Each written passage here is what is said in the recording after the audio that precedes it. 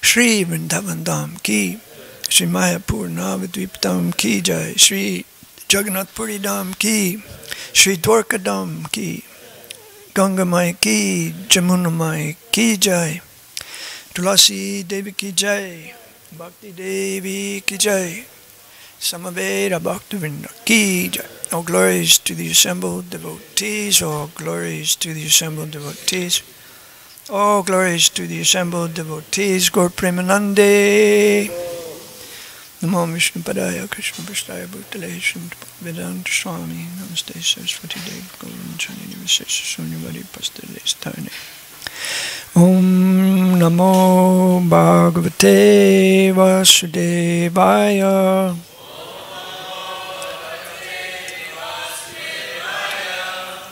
Om Namo Bhagavate Vasudevaya.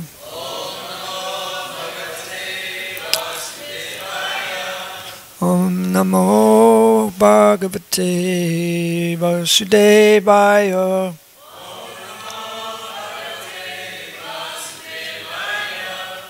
Tad idam shrotum ichamo gaditun yadi manyase bruhi na shraddhananam yasya jnanam adachukha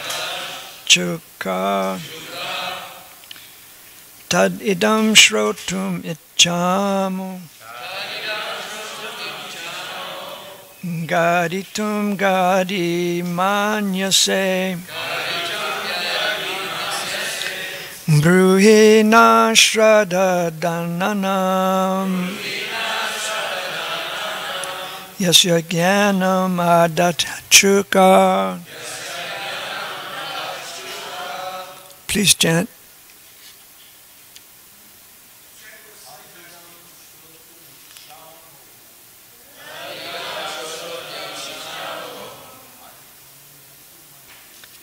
Gaditum yadi manyase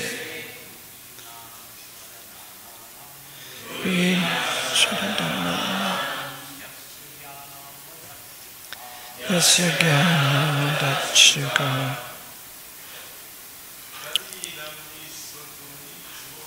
tadidami shritamichamo gaditam yadi manyase Brina shraddhananam yasya jnanam adachukha tadidam shrotamicchama.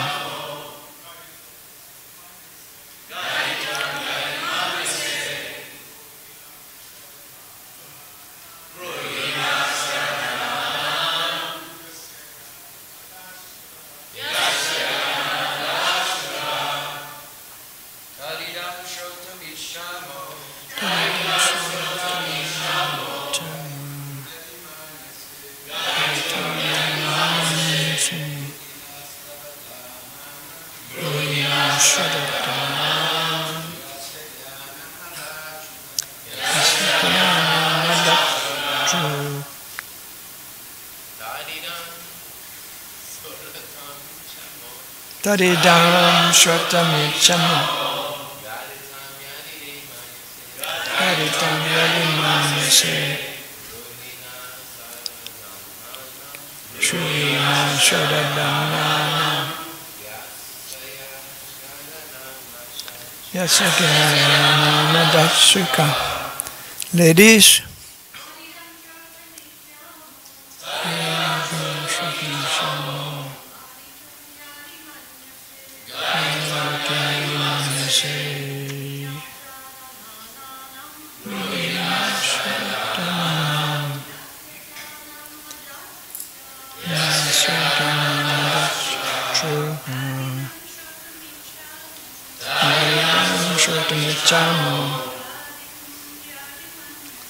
gaditum yadi manyase brina shraddhananam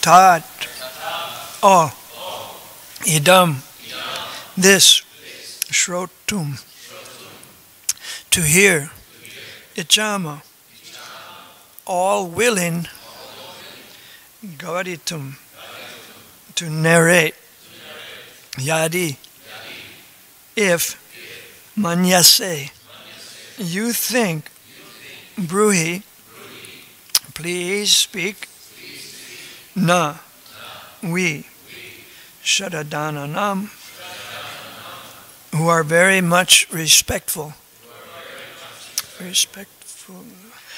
yasya, whose, jnanam, transcendental knowledge, adat, delivered, shuka, Shri Shukadev Goswami. Translation and purport. We all respectfully want to hear about him, Maharaj Parikshit, to whom Shukadev Goswami imparted transcendental knowledge. Please speak on this matter. Shukadev Goswami imparted transcendental knowledge to Maharaj Parikshit during the remaining 7 days of his life, and Maharaj Parikshit heard him properly, just like an ardent student. The effect of such a bona fide hearing and chanting of Srimad Bhagavatam was equally shared by both the hearer and the chanter. Both of them were benefited. Out of the 9 different transcendental means of devotional service to the Lord prescribed in the Bhagavatam, either all of them or some of them or even one of them are equally beneficial if properly discharged. Maharaj Parikshit and Shukadev Goswami were serious performers of the first 2 important items, namely the process of chanting and the process of hearing, and therefore both of them were successful in their laudable attempt. Transcendental realization is attained by such serious hearing and chanting, and not otherwise. There is a type of spiritual master and disciple much advertised in this age of Kali. It is said that the master injects spiritual force into the disciple by an electrical current generated by the master, and the disciple begins to feel the shock. He becomes unconscious, and the master weeps for his exhausting his store of so-called spiritual assets. Such bogus advertisement is going on in this age, and the poor common man is becoming the victim of such advertisements. We do not find such folk tales in the dealings of Shukadev Goswami and his great disciple Maharaj Parikshit. The sage recited Srimad Bhagavatam in devotion, and the great king heard him properly. The king did not feel any shock of electrical current from the master, nor did he become unconscious while receiving knowledge from the master. One should not therefore become a victim of these unauthorized advertisements made by some bogus representative of Vedic knowledge. The sages of Naimisharanya were very respectful in hearing about Maharaj Parikshit, because of his receiving knowledge from Shukadeva Goswami by means of ardent hearing, that's italicized and repeated, ardent hearing from the bona fide master is the only way to receive transcendental knowledge, and there is no need for medical performances or occult mysticism for miraculous effects. The process is simple, but only the sincere party can achieve the desired result.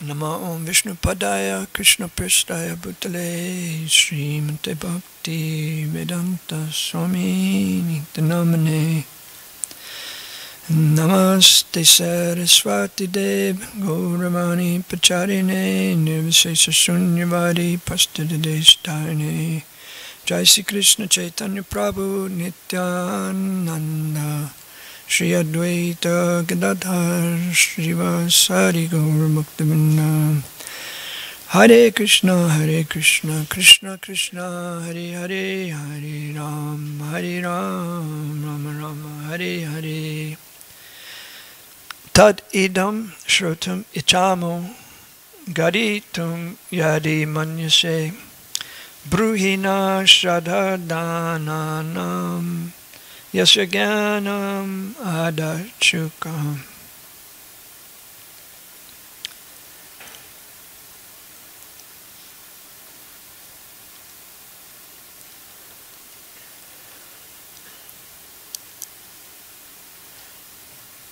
So Shradhadananam,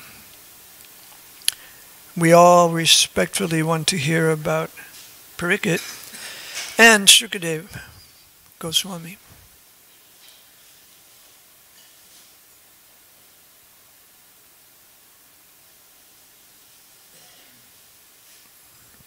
Shradhadananam. Shraddha means very respectful toward the subject, very respectful about what is to be known. So the sages were respectful. They wanted to hear about Parikshit and Shukadeva.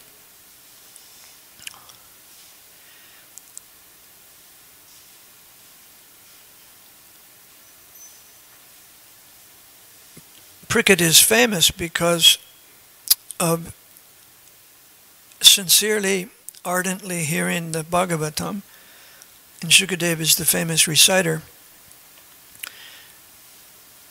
As we were discussing a couple of days ago, sometimes the question is raised, what Parikshit Maharaj had to abandon his duty as a king. He was the protector of the citizens, and he gave that up. And of course, that's Krishna's arrangement. That's been explained. One morning I was talking with my Ayurvedic doctor, whose family, for generations, his family has lived in Vrindavan. And he was saying that although King Parikshit left his duties and accepted the curse to die, he really didn't give up protecting the world, because actually he heard the Bhagavatam, and this extended his protection of the world way beyond his own lifetime. In other words, the world now is still protected by Parikshit Maharaj, because everyone can take shelter of Srimad Bhagavatam. So, in spiritual matters, the personality who has departed, he can still be present.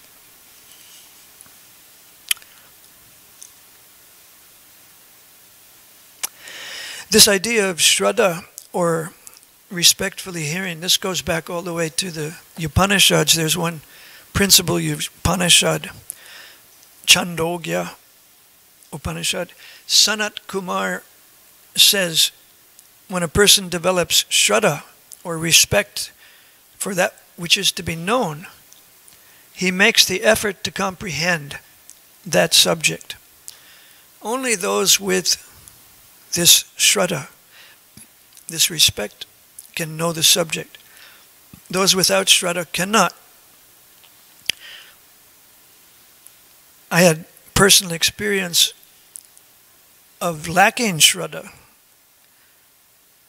and not learning a subject.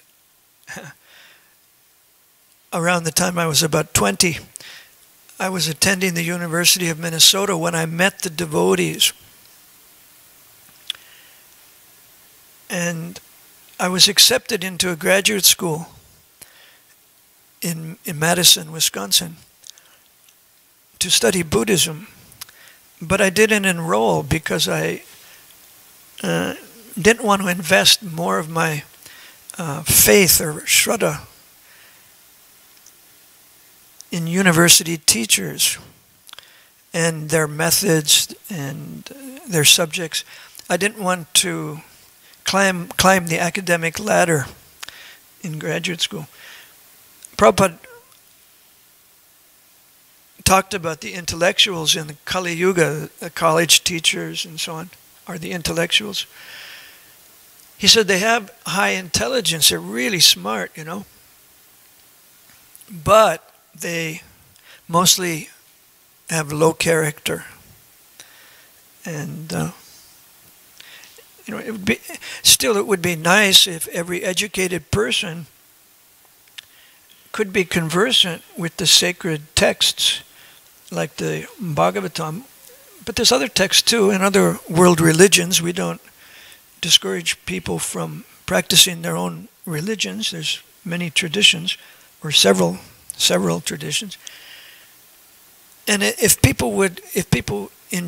educated people in general would acquaint themselves with this sacred knowledge, then there would be more global understanding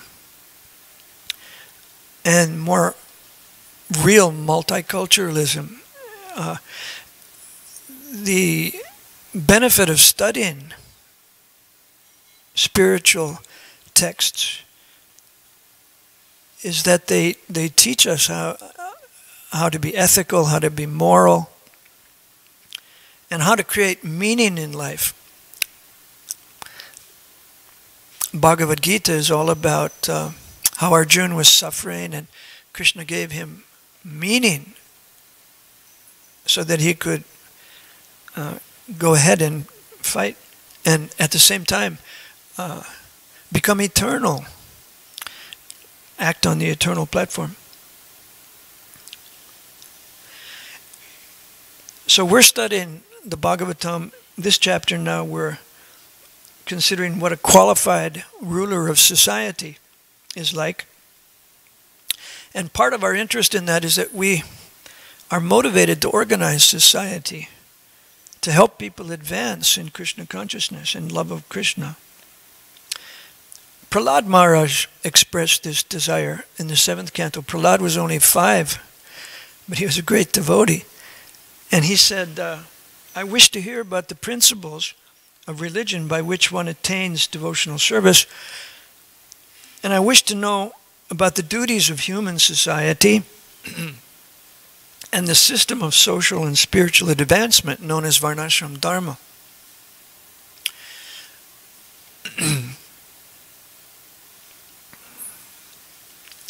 So hearing about these things brings us up in spiritual elevation, huh? And the sages knew that, therefore they're saying in this verse to Sutta Goswami, all of us, we're all willing to hear about Parikit's qualities and activities. And the same is true of this audience, all of you. The sages' inquiry began in chapter 4 of the 1st canto when Shanak Rishi asked Maharaj Pariksit is a first-class devotee and his birth and acts are wonderful. Please tell us about him. And then chapter 8 describes Krishna protecting Pariksit in the womb. And years later, Pariksit was coronated. That's described in chapter 15.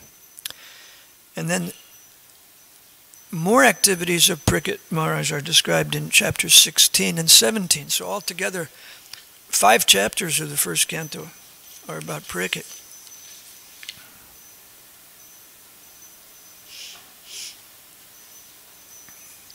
So we're studying this. We need to know from the scriptures about pure devotees. We need to know about incarnations of Krishna. We need to know about gurus also from the scriptures. Sanatana Goswami asked Lord Chaitanya Mahaprabhu, for example, how can we understand the incarnation of God in Kali Yuga? And the response by Lord Chaitanya was by reading what the scriptures say. Read what the scriptures say about the Kali Yuga avatar. What's his form? What's his nature? What are his bodily features? His activities? What's his purpose in the Kali Yuga? This you should find out. The scriptures, of course, also describe the deity incarnations that we worship. Archa Vigraha. And the spiritual masters help us make adjustments in the deity worship, appropriate adjustments. You know, when Prabhupada came to the West, he had to make a few adjustments because a little different than India, where the whole thing is already set up. So he had to set it all up and get it going. On the Vaishnav calendar today, there's a festival called Odana Shasti. This is a festival in Orissa at the Jagannath Puri temple.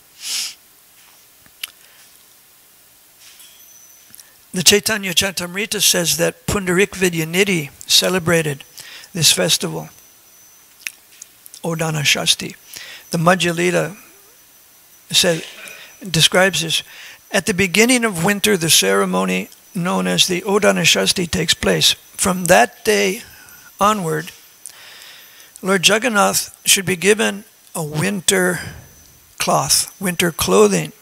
So the change of season is marked by this Odana Shasti. Lord Jagannath shouldn't get cold, so they buy him winter clothing. I was talking to a lady who takes care of the outfits, and I said, are we starting to give Lord Jagannath the winter clothing today? And she said, oh no, we started already. The warm cloth.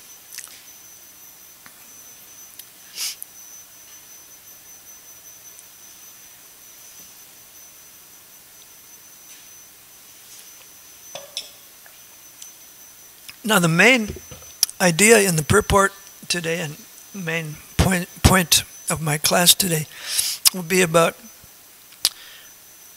how the scriptures help us understand bona fide guru. This purport glorifies the relationship between Pariksit Maharaj, the hearer, and Shukadev Goswami, the reciter. Both were serious and sincere, and there's no other way you can get this. You have to be sincere and serious. So Prabhupada in the purport, to make it clear, he gives this negative contrast of a type of guru and disciple that are not bona fide. They're advertised in Kali Yuga as spiritual, but supposedly an electrical current passes from the guru to the disciple, and he feels a shock and he faints, and the guru says, oh, now all my energy, my spiritual energy is gone, I transmitted it. There's actually some so-called Vedic teacher that was doing this, and Prabhupada doesn't name him. Prabhupada wrote this in the early 1960s. The second part of the first canto was published by Prabhupada in 1964. The same section, the same book we're looking at now.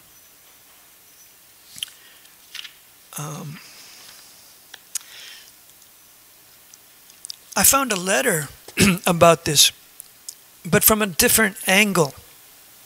Srila Prabhupada wrote to Ambarish. No, I'm sorry, he spoke to Ambarish at Ambarish's initiation in June of 1975. He said, submit to and fully accept the Guru and follow the instructions, which are actually Krishna's instructions. Krishna is an electrical powerhouse. So now the idea of electricity again. Krishna is an electrical powerhouse, but the current, electrical current, comes through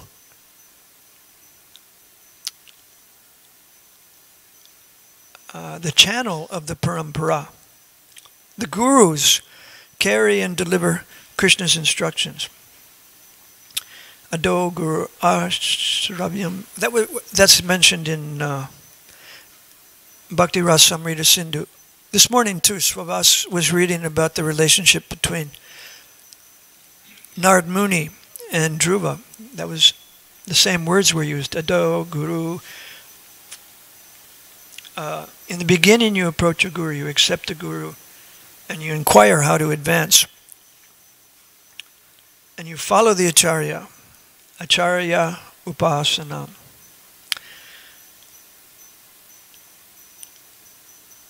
Now there are different materials that carry the electrical current. Copper is often used to carry electricity, copper. But rubber and wood don't work practically. What's even better is platinum. Platinum is one of the best carriers of electrical current. And the scientific reason is that the resistance to electrical current is less in these stronger elements. Platinum and copper, they don't resist the electrical current, but wood and rubber resist it. You know, therefore they tell you to wear rubber shoes if you're working in a place where there might be some electrical and water on the floor. You have rubber shoes on because they don't carry the current. If you touch something electrical, it won't carry down on the floor to the water. So we should learn from this. Prabhupada was saying that the degree to which a disciple is surrendered to the Guru's instruction, to that degree, the Guru's mercy is able to flow, and Krishna's mercy is able to flow to the disciple.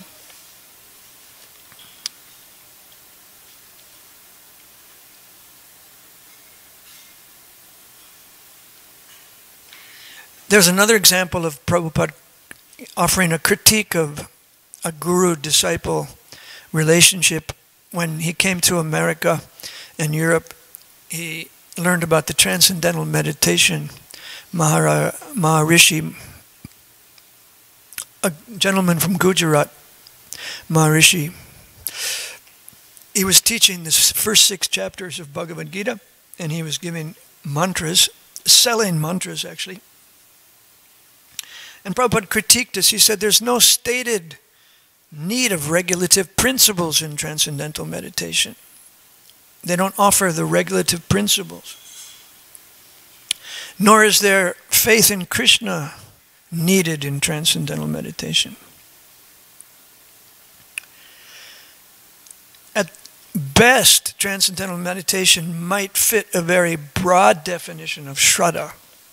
If we say that Shraddha means faith in the Vedas and some faith in a guru, okay, then transcendental meditation might fit in as count as Shraddha.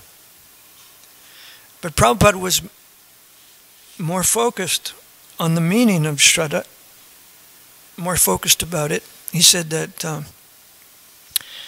our Krishna consciousness, he meant our Krishna consciousness, and he used the words chiefly dependent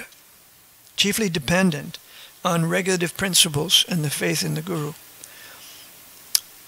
I kind of like that phrase. Our Krishna consciousness is chiefly dependent on following the regulative principles and our faith in the Guru. And Prabhupada exemplified this faith in the spiritual master. He often spoke about Srila Bhaktisiddhanta Saraswati Thakur. And we devotees know so much about this faith that Prabhupada had for his spiritual master that we respect that relationship in much the same way that the sages of Naimisaranya respected the relationship between Parikshit Maharaj and Shukadev Goswami. They said, we want to hear this. We're all very interested in hearing about that. And the devotees nowadays, they're like that regarding Srila Prabhupada and Srila Bhaktisiddhanta. Prabhupada told us, his disciples, that in the 1950s, before he spread Krishna consciousness worldwide, he read a commentary on Bhagavad Gita verse 241. This is the verse that says, those who are resolute in purpose and their aim is one. The commentary was written by Vishwanath Chakravarti Thakur. And Prabhupada said this further fixed him in his determination to follow Srila Bhaktisiddhanta's order to preach in English in the West.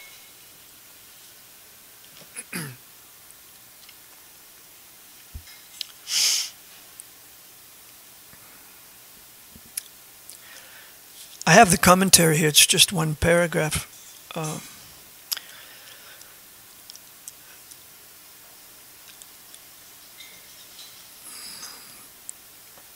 But the summary is just that the instructions of the spiritual master to worship the Supreme Personality of Godhead by hearing and chanting and remembering and serving Krishna's lotus feet.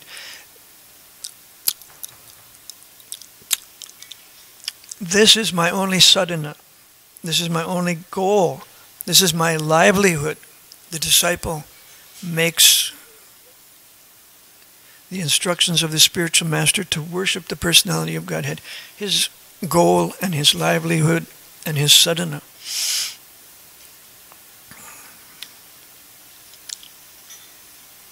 Vishwanath Chakravarti concludes, he says, it's all the same to me whether I feel happy or unhappy, or whether my material existence is eradicated or not. It's like Lord Chaitanya's prayer, I may stay in the material world birth after birth.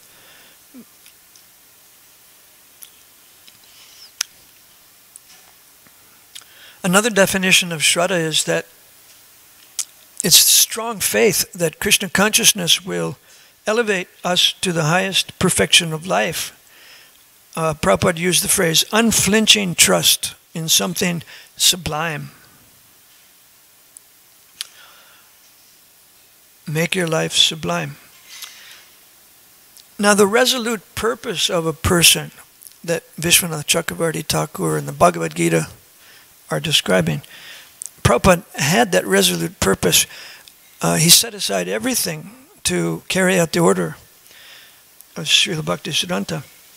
So how could he do that? Prabhupada explains that's based on knowledge. Knowledge like this, Vasudev Sarvamiti Samahatma Sudurlabha. That means that a person in Krishna consciousness knows perfectly that Vasudeva, Krishna, is the root of all manifested causes, the cause of all causes. And the practical application of this knowledge is that you know that Krishna is the root of the tree of material existence. He's the root of existence. And so if we serve Krishna, then our service will be distributed throughout society. We'll render the best service to everyone by serving Krishna. Just as watering the root of a tree automatically distributes the water to the leaves and the branches. That's it. You know, Arjuna wanted good results from the battlefield in terms of the society that he lived in. He wanted to benefit the society. He didn't want to destroy it. He was afraid of disrupting the family traditions and so many things. But he acted on the absolute platform with this Krishna conscious knowledge. And he automatically renounced these material conceptions of life by his Krishna consciousness.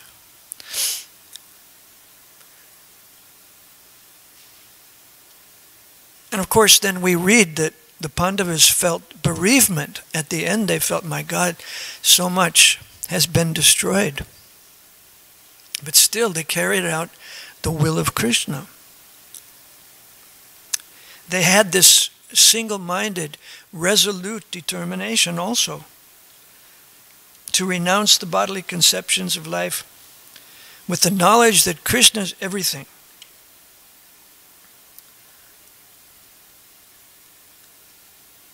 And that's the understanding Krishna gave Arjuna. That's another wonderful guru-disciple relationship, the relationship between Krishna and Arjuna.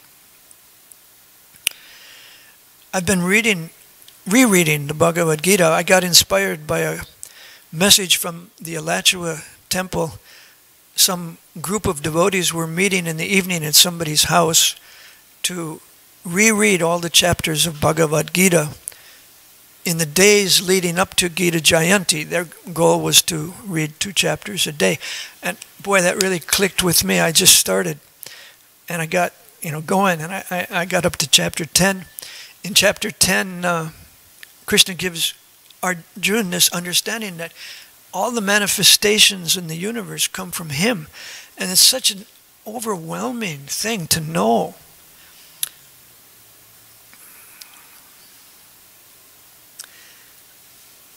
And it enables a devotee to render devotional service.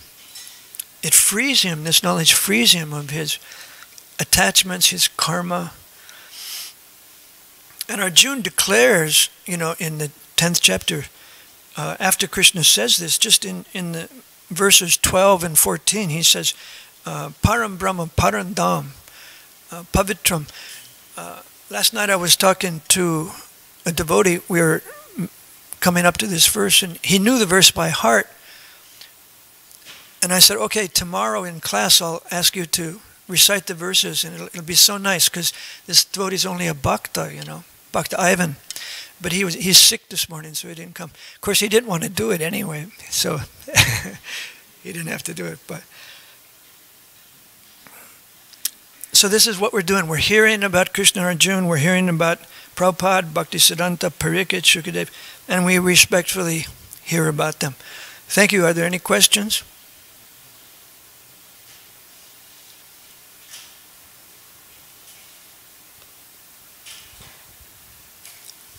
Thank you for the wonderful class.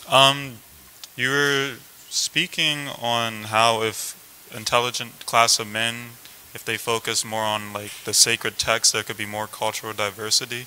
They focus more on? Cultural diversity, I believe. Multiculturalism, I used that word. Do you think we should focus on that as when we're... No, we don't have to focus as much as maybe the average educated person who was not so acquainted. But we're acquainted, with the texts of the Vaishnavas. And at the same time, we're, by virtue of what Prabhupada said about other texts, we have some understanding of other texts. Or we've read, we grew up maybe in a tradition where we read some of these texts, Judaism, Christianity, Islam. You don't have to. Prabhupada actually said once, we don't take Christianity so seriously ourselves as Vaishnavas. But he was so willing to preach to Christians. He would go to seminaries, he would talk to priests. He talked to a cardinal, completely smashed him, regarding life, the soul in the animal, Prabhupada understood the other scriptures better than some of the advanced devotees, so-called, in some of these traditions. We can, from time to time, we can focus a little bit, on what Prabhupada taught and how the tradition of Krishna consciousness can be understood in relation to another one. There's interfaith gatherings. I saw a picture of a devotee at the manor who was representing ISKCON, an interfaith gathering. That goes on. Sometimes I haven't gone to many. I don't talk that often to people of other faiths. But, a good Christian or a good Jew or good Muslim, we meet them sometimes on Sankirtan. Sometimes they present doubts. Christian will say, why are there so many gods in Hinduism?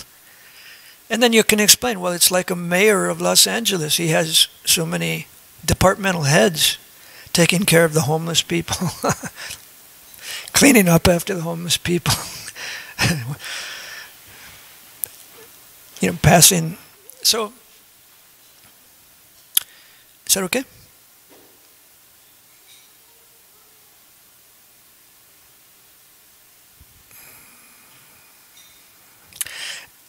I'll just make one public announcement since you're all here.